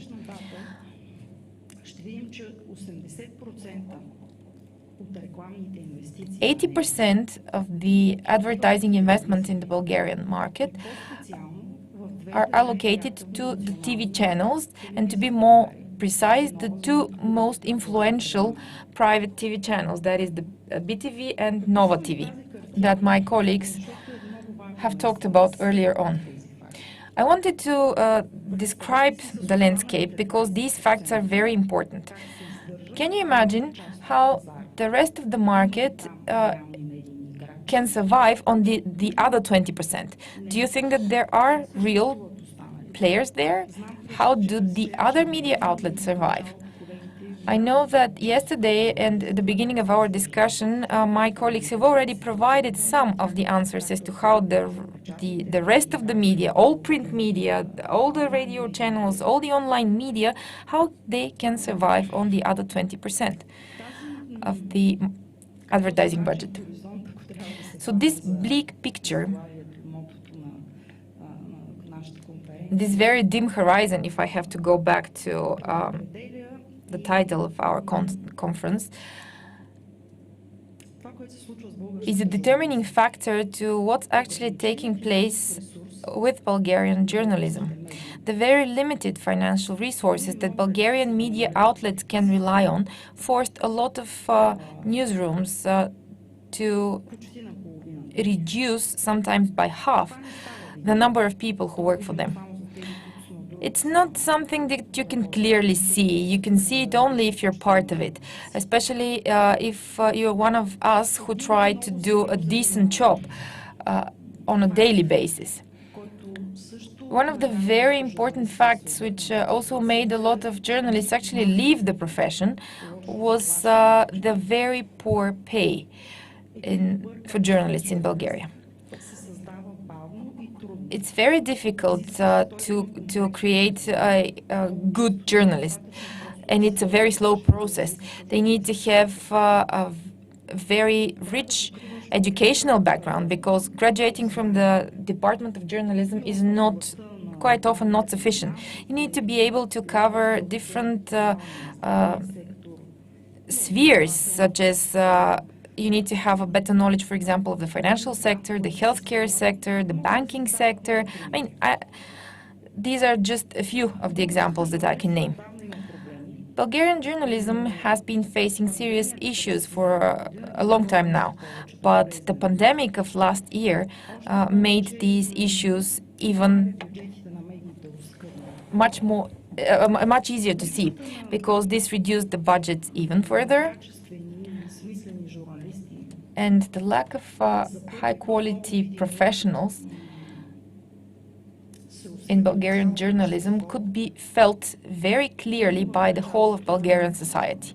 And this happened at the very beginning, when the pandemic started, when people were very scared, when there wasn't sufficient information, they had to stay at home, and the only source of information they had were the media in general.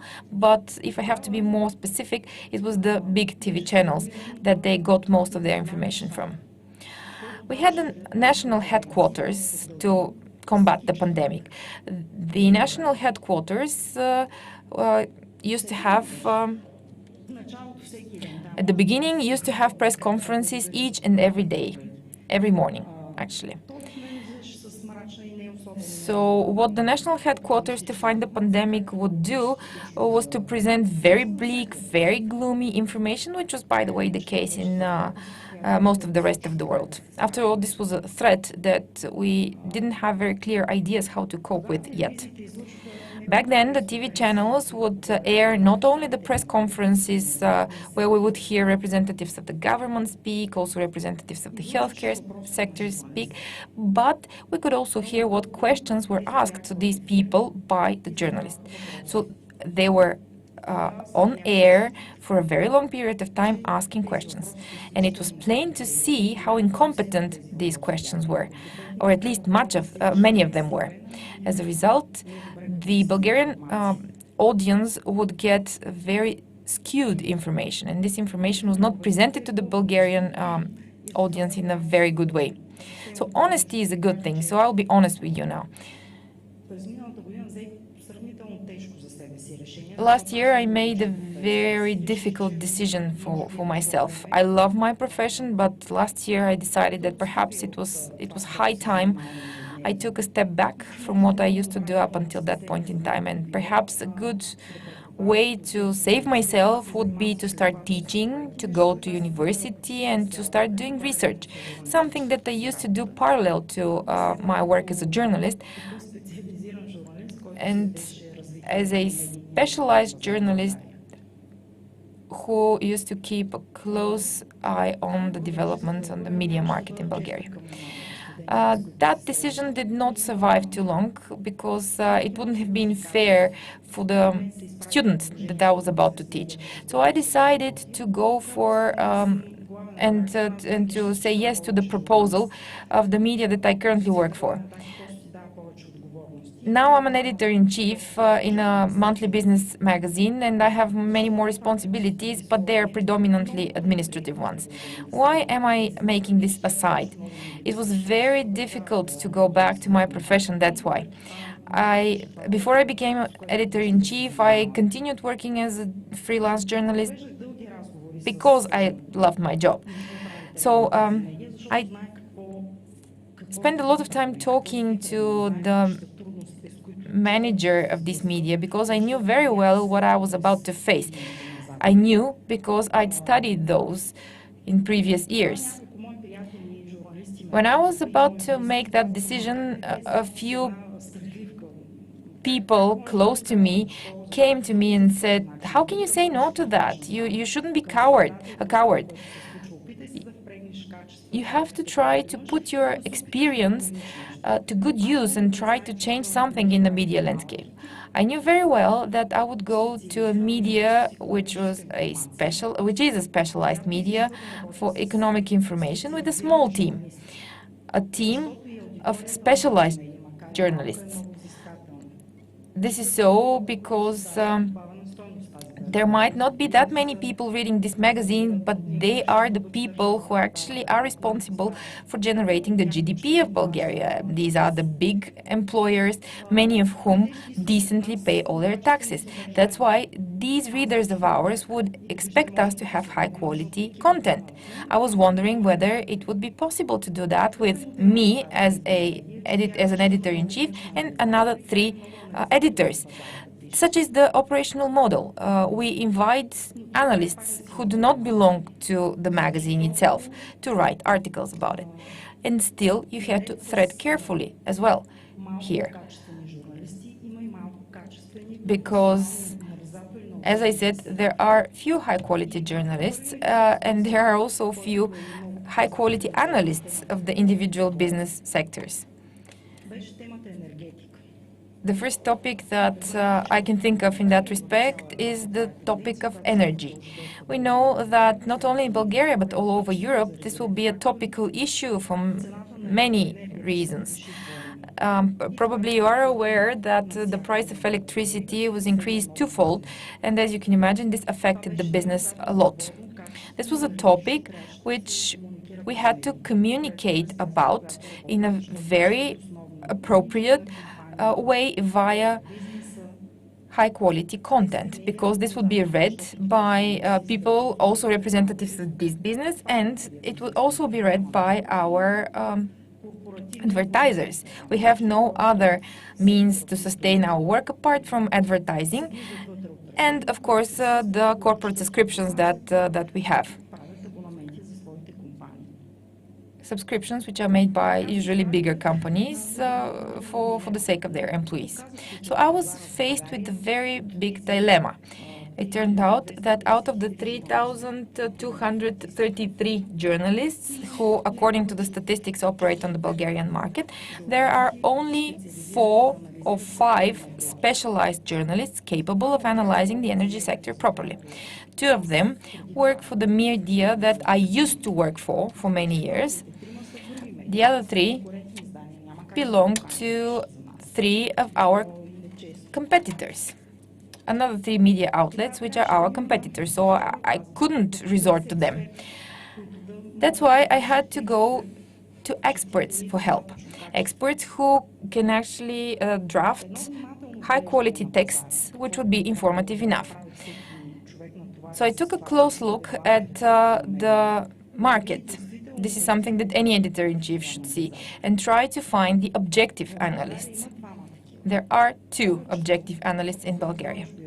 If you go to the CVs of most of the analysts, you would immediately find out that they would be willing to defend lobbyists' interests, and no media should become a platform for that. So step by step, I started being faced with this issue on a number of other topics as well. I found out that there were very few specialized journalists capable of delivering high-quality content on the topic of healthcare or legislation.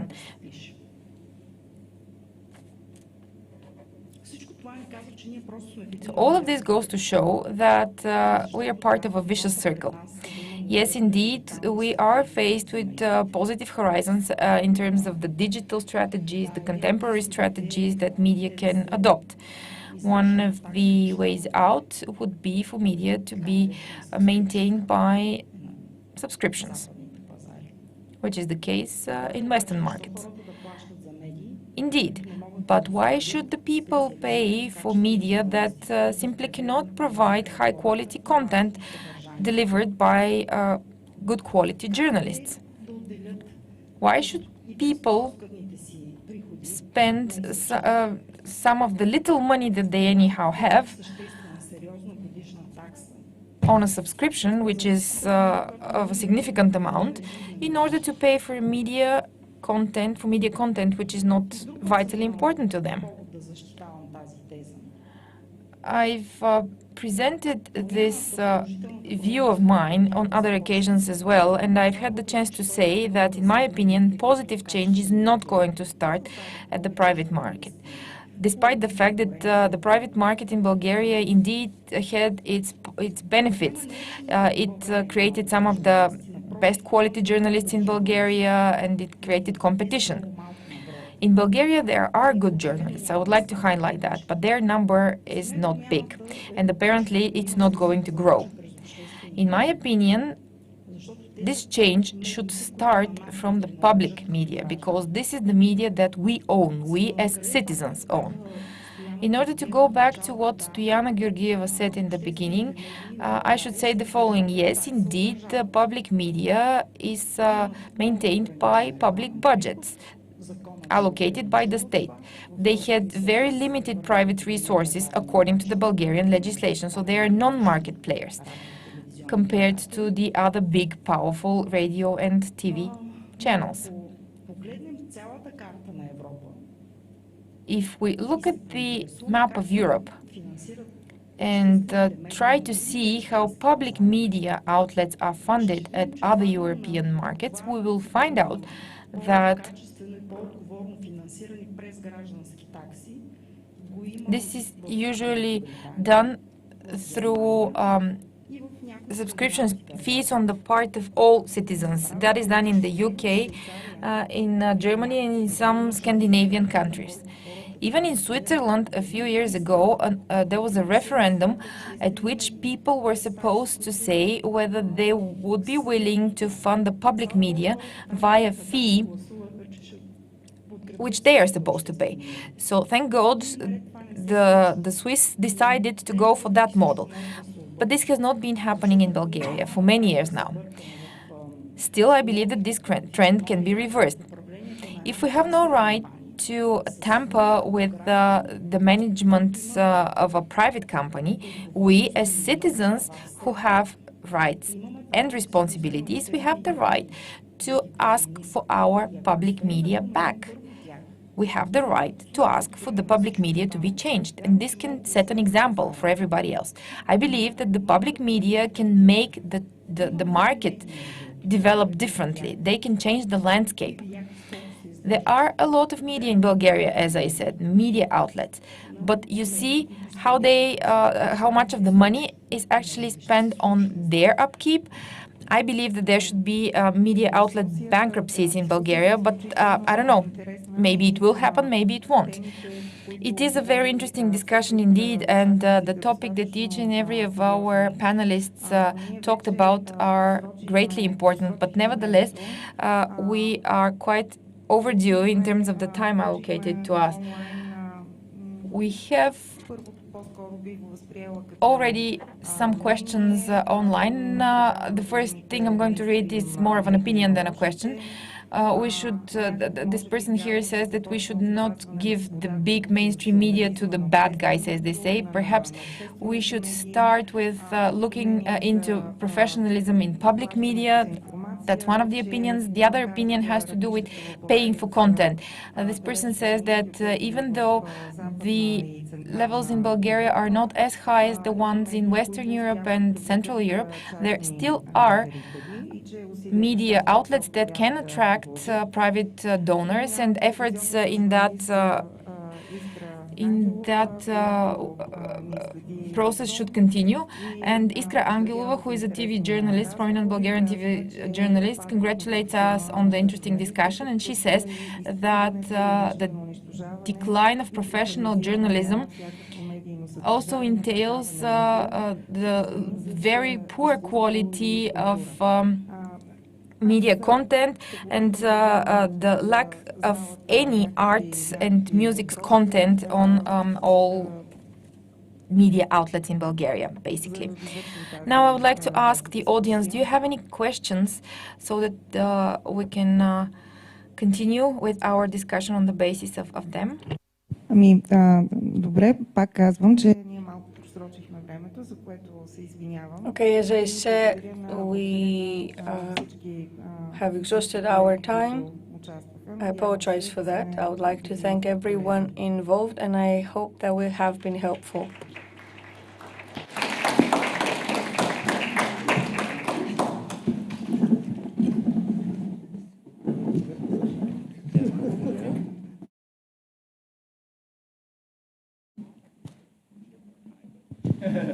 Good job. Yeah, that's fine. Thank you. All right. Well, thanks everyone for both the live audience and our live stream audience for attending this New Horizons in Journalism Conference. As I think I mentioned yesterday, this is the beginning of a 3-year effort. So hopefully we'll see you here sometime next year with a similar topic. But thank you, and thank you to the live stream audience. I think for the people here in the audience and the speakers, we may try to have a group photo. So if you don't mind standing up for a photo, that would be great. But I think we'll end the conference now, and again, thanks for attending.